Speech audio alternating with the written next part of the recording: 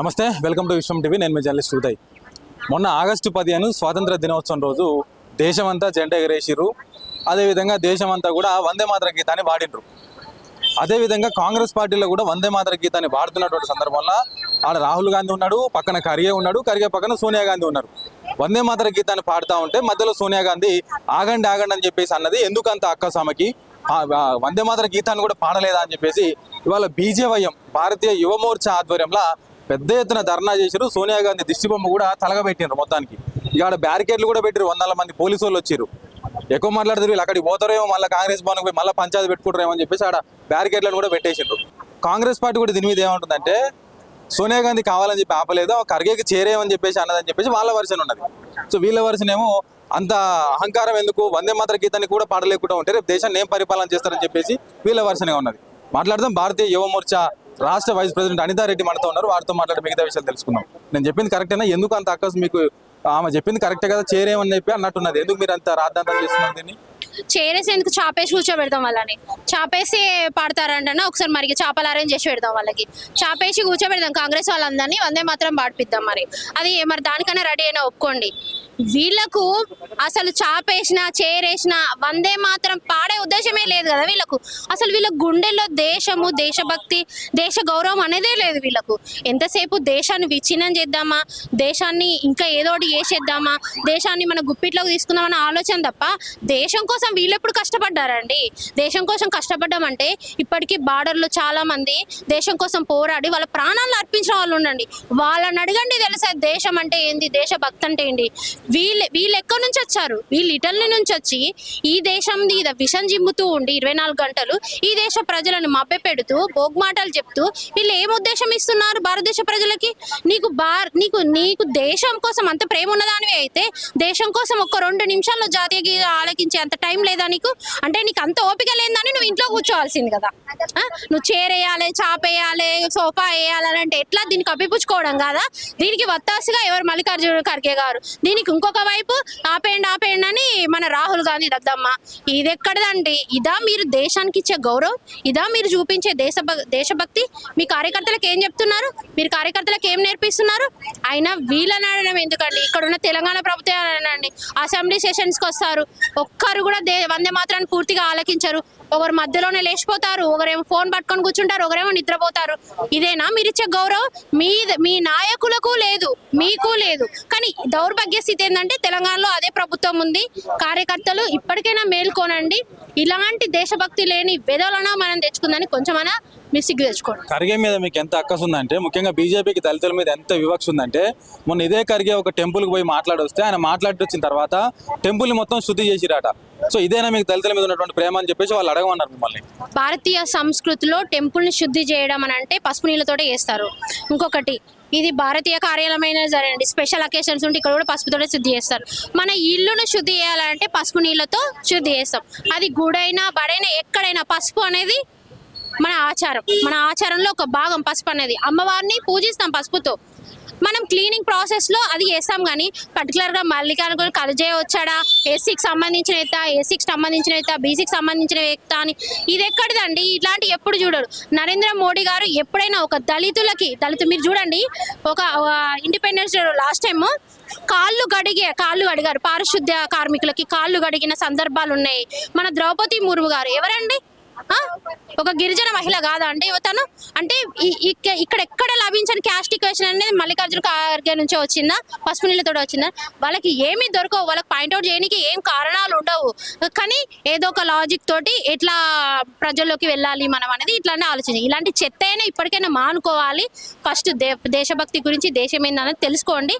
అప్పుడైనా మీకు కనీసం బుద్ధి ఉందని మేము అనుకుంటాం. ఫైనల్ గా మీరు ఇప్పుడు దిష్టిబొమ్మ తలగబెట్టింది 1కో 2కో తలగబెట్టిండ్రు. 4:30 కంటే ఇవాళనే 4:30కి కాంగ్రెస్ వాళ్ళు ఇంకొక నిరసన సభ పెట్టారు. ఏందనంటే ఖర్గే మీద మీ వివక్ష ఎందుకు, ఖర్గే మీద వివక్ష చూపినందుకు నిరసనగా వాళ్ళు ఒక పెద్ద సభ పెడుతున్నారు. ఎట్లా చూస్తున్నారు ఆ సభను మీరు? నిజంగా ఇది ఎంత సిల్లీ అంటే వీళ్ళకి నిజంగా ఇంకా సిగ్గురాదు ఈ జన్మలో కూడా. గుమ్మడికాయ దొంగ ఎవరంటే భుజాలు తడుపుకున్నట్టు లాస్ట్ టైం నేషనల్ హెరాల్డ్ కేసులో కూడా కొన్ని వేల కోట్ల స్కామ్ జరిగింది. అది ఆల్రెడీ స్కామ్ రుజువైంది. కాంగ్రెస్ దొంగలు వీళ్ళే ఫండ్స్ అన్ని తినేసిరు, దొబ్బేసిరని ప్రూఫ్స్ వచ్చేసినాయి. అంతా అయిపోయింది. అక్కడ అరే మేము దొంగలరా బాబు అని అక్కడ అంతా చేసిరు తెలుసా? అరే మమ్మల్ని బీజేపీ వాళ్ళు కావాలని ఇరికిస్తురు, మమ్మల్ని దొంగలు చేసిరు, మమ్మల్ని దొంగలు చేసిరు అంటే అలా దొంగ నువ్వు రుజువు అయింది. కానీ ఇక్కడ లేనిది దాన్ని సమర్థించుకునే ప్రయత్నం ఏమి దొంగలం కాదు అని అంటే ఎప్పుడైనా దొంగే. వీళ్ళు దొంగతనం చేస్తారు, వీళ్ళు దొంగతనం చేస్తారు కాబట్టి వాళ్ళు దొంగలు అంటారు. ఇప్పుడు కూడా అంతే. ఇప్పుడు మేము ఇది పబ్లిక్ లోకి ఎలా తీసుకెళ్ళిపోతున్నాం అంటే పబ్లిక్ మమ్మల్ని నెగిటివ్ గా చూస్తుంది అన్న దీన్ని డైవర్ట్ పాలిటిక్స్ ఎలా అంటే ఈ రకంగా ఇప్పుడు కార్గే విషయంలో ఇది తీసుకురావడం జరుగుతుంది. అరే పనికొచ్చే విషయం ఏంటి రాబాయ్, పనికిరాని వాటి గురించి ఎందుకు ఆలోచిస్తారు? దళితులను నెత్తులను పెట్టుకుని పూజించే పార్టీ ఏదైనా ఉందంటే అది భారతీయ జనతా పార్టీ. అది అందరికీ తెలిసిందే. మీరు ఇప్పటికైనా ఇలాంటి చిల్లర రాజకీయాలు మానుకుంటే చాలా మంచిది. ఇవాళ చేసిన నిరసన కేవలం అంటే మొన్న జరిగిన దానికి వ్యతిరేకంగా నిరసన కార్యక్రమం లేకుంటే దీని ద్వారా జాతికి కానీ లేకుంటే కాంగ్రెస్ పార్టీ కానీ లేకుంటే భారతదేశ ప్రజలకు కానీ ఏమైనా చెప్పదలుచుకున్నారా? నేను ఒక్కటే చెప్పాలనుకున్నాను, భారతదేశంలో పుట్టిన ప్రతి ఒక్కరూ భారతదేశం పట్ల దేశాన్ని, దేశ గౌరవాన్ని, దేశ భద్రతని, దేశభక్తిని గుండెల్లో నింపుకుంటారు. భారతీయుడు ప్రతి ఒక్క భారతీయుని గుండెల్లో ఏకాగ్రత, సమగ్రత, సమాభివృద్ధి అండ్ అందరం కలిసి ఉండాలి, మనందరం అనే భావన ఉంటుంది. కానీ కొందరు యాంటీ నేషనలిస్ట్ ఎవరైతే ఉన్నారో వాళ్ళ వల్ల దేశం విచ్ఛిన్నం చేసే క్రమంలో ప్రయత్నాలు జరుగుతున్నాయి. అలాంటి ప్రయత్నాలకి ఏ ఒక్కరూ కూడా మీరు అటు వెళ్ళొద్దు. మన దేశాన్ని మనం ఎలా ఉంచుకోవాలో మనం తెలుసు, మనం దేశం కోసం ఏం చేయాలో మనకు తెలుసు. ఎందుకంటే I'm proud to be Indian. కాబట్టి అందరికీ ధన్యవాదాలు. అందరికీ నమస్తే. నా పేరు హరిప్రసాద్, బీజేపీ రాష్ట్ర కార్యదర్శి. నా ఆక్రోశంగా ఒక బాధ, ఒక కోపంతో చేసినాం.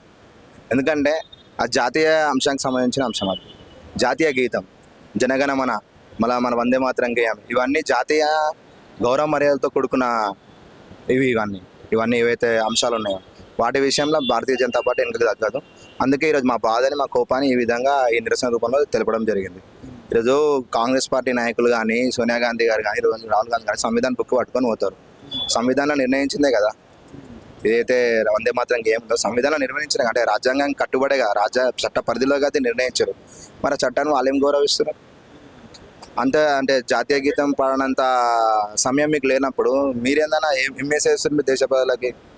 ఈరోజు జెన్జీ ఈ చర్య ద్వారా జెన్జీ ఏం ఆలోచించాలి? వాళ్ళకి దేశభక్తి అనేది వస్తుందా వాళ్ళకి? లేకపోతే జనగణ మాటప్పుడు వీళ్ళు చేసే లెక్కలకి జెన్జీ కూడా జనగణ మన పాడేటప్పుడు మధ్యలోనే వెళ్ళిపోతారు. ఏమంటే ఇట్లా సిల్లి సాకులు చెప్తారు, నాకు కాళ్ళని వస్తుంది, మెడని వస్తుంది, అందుకే పోయినా అంటారు. ఎప్పుడైనా ఒక రాజకీయ నాయకుడు తీసుకుంటలేరు, పెద్ద మనిషి కాబట్టి చేరి అడిగిందేమో తప్పేమో. పెద్ద మనిషి అన్ని అంతసేపు నించోని ఇంకోసారి పెద్ద మనిషి కానీ స్టార్ట్ అయినప్పుడు ఏంటంటే ఏమనాలి, అంతసేపు నించోనికి వాళ్ళకి చాతనవుతున్నప్పుడు ఈ వందే మాత్రం గేమ్ స్టార్ట్ కాగానే ఎందుకు మధ్యలోకి మీరు అంటే ఒక సంతుష్టికరణ రాజకీయాలకి లొంగిపోయినారా కాంగ్రెస్ పార్టీ? ఒక వర్గాన్ని మెప్పు పొందడానికి ఇట్లా చేస్తున్నారా? దేశం కంటే మేమేం ప్రథమం అనుకుంటారా? దేశానికి సంబంధించిన అంశాల కంటే మేమే ప్రథమం అనుకుంటారా కాంగ్రెస్ పార్టీ? స్పష్టం చేయాలి. ప్రశ్నిస్తూ ఉన్నాం. కాంగ్రెస్ పార్టీ ఒక్కసారి కాదు దేశాన్ని అనేక సార్లు అవమానించింది. వందే మాత్రం అంశంతో ఇంకోసారి రుజువు చేసుకుంది.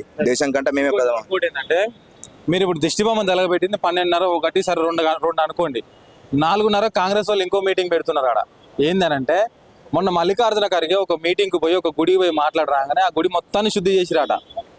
సో ఇదేంతవరకు న్యాయమో? మీకు దళితులు అంటే గౌరవం లేదు, బీజేపీ పార్టీ మొత్తం విస్మరిస్తూ ఉన్నది, దీనికి సమాధానం చెప్పండి ముందని చెప్పేసి వాళ్ళు అడుగుతున్నారు. ఏం చెప్తారు వాళ్ళకి? నేను రోజు చెప్పుకోవాలి.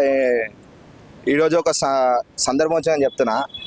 దళితులను బీజేపీ పార్టీ గౌరవించదు, దళితులకు స్థానమే అంటారు. నేను దళితునే అన్న, నాకు రాష్ట్ర కార్యదర్శి వేసింది నా పార్టీ. ఈ దేశంలో సామాజిక న్యాయం పాటిస్తుంది అంటే కేవలం Bharatiya Janata Party. Congress party Mallikarjuna Kharge గారిని ఒక డమ్మీ నాయకులనే చిత్రీకరిస్తారు. డమ్మీ నాయకులనే కాంగ్రెస్ పార్టీ విలువిస్తుంది. రాహుల్ గాంధీ వస్తే మల్లికార్జున ఖర్గే స్థానం ఏంది? వారి స్థానం ఏంది? ఆయన దళితుడే కదా. సోనియా గాంధీ గారు వస్తే మల్లికార్జున గారి స్థానం ఏంది? వాళ్ళు ఎలా వివరించారు? ఆ వీడియోలు మీకు తెలుసు కదా, ఎన్ని వైరల్ అయినాయి. మరి ఎవరన్నా ఇస్తుంది దేశంలో? ఎందుకన్నా కాలిపి దళితులు రెచ్చగొట్టే ప్రయత్నం చేస్తారు. దళితులకు ఏమి అవకాశం ఇచ్చిందన్న? బట్టి విక్రమార్క గారికి ఎన్నిసార్లు రాష్ట్ర కాంగ్రెస్ పార్టీ అవమానపరిచింది? ఎన్ని కార్యక్రమం నేను చెప్పుడు కాదు, మెయిన్ స్ట్రీమ్ మీడియాలో చూసుకోండి ఎన్నిసార్లు ట్రోల్ అయినండి. ఇంకేం ముఖం పట్టుకొని కాంగ్రెస్ పార్టీ దళితులకు న్యాయం లేదు, బీజేపీ దళితుని రాష్ట్రపతి చేసిందే కదా బీజేపీ పార్టీ. మా డిమాండ్ వాళ్ళు బేషరతుగా దేశ ప్రజానికానికి క్షమాపణలు చెప్పి వందే మాత్రం పూర్తిగా ఏం పాడాలి, లేకపోతే వదిలిపెట్టే ప్రసక్తి లేదు. ఎవరు అయ్యే జాగిరి కాదు భారతదేశం అనేది. ఇటలీలో పుట్టిన వాళ్ళ జాగిరి కాదు భారతదేశం అనేది. భారతదేశంకి స్వాతంత్రం వచ్చింది ఎంతోమంది త్యాగదనులు పోరాటి వాళ్ళు జీవితాన్ని తినపడానికి వదిలేసుకుంటేనే వచ్చింది మనకు, కానీ ఏ కుటుంబం వల్ల ఓ ఇటు నుంచి వచ్చిన వల్ల ఓ ఏమోనయ్యా కరోనా కటాక్షన్ ఇక్కడ రాలే. ఇది గుర్తుపెట్టుకో కాంగ్రెస్ పార్టీ. ఇంకా అనుకుంటారు ఇంకా కాంగ్రెస్ పార్టీ అహంకారం ఇంకా తగ్గుతలే. 70 సంవత్సరాలు వాళ్ళు ఇచ్చిన మమ్మల్ని పీకెట్ వాళ్ళు అని అనుకుంటారు. కాంగ్రెస్ పార్టీకి బీజేపీ ఉన్నది ఇక్కడ సరైన మిన్నడు చెప్పాలంటే. ఎందుకు కాంగ్రెస్ పార్టీ ఇంకా అయిపోయింది. 3 రాష్ట్రాల అధికారం ఉంది. నెక్స్ట్ తెలంగాణలో వస్తాం, కర్ణాటకలో వస్తాం. కాంగ్రెస్ పార్టీ ఎన్నిసార్లు ఓడిపోయినా వాళ్ళ అహంకారం ఇంకా దిగుతలే. దేశం కంటే మేము ఎక్కువ అనుకో అంటానా కాంగ్రెస్ పార్టీ? ఒక బ్రిటిష్ వాడు పెట్టిన పార్టీని పట్టుకొని ఇంకా స్వతంత్రం మేము తెచ్చినామంటే బ్రిటిష్ వాడు పెట్టిన పార్టీ. ఆ బ్రిటిష్ వాడు హయాంలోనే కదా దేశంలో ఎంతమంది కోట్ల మంది చంపింది. మరి స్వాతంత్రం మెడికల్ తెచ్చినట్టు కాంగ్రెస్ పార్టీ చెప్పుకుంటే గొప్ప. మేము స్వాతంత్రం తెచ్చినాం. అదే స్వాతంత్రం వచ్చిన భారతదేశంలోనే చట్టపరిధిలా వందే మాత నిర్ణయించారు. మళ్ళీ దాన్ని ఎందుకు గౌరవించవును? సో చూస్తున్నాం కదా, ఇది బీజేపీ వాళ్ళ వర్షన్. సో వాళ్ళు ఏం చెప్తా ఉన్నారంటే ఈ చిన్న చిన్న కారణాలు చెప్పకూడదు, ఒక 2 నిమిషాలు కూడా నిలబడి వందే మాతర గీతం పాడలేని వాళ్ళు ఎందుకు రావాలి? మరి అట్లాంటప్పుడు ఇంట్లో కూర్చుంటే సరిపోతుండే కదా, వచ్చి అవమానపరచడం దేనికి?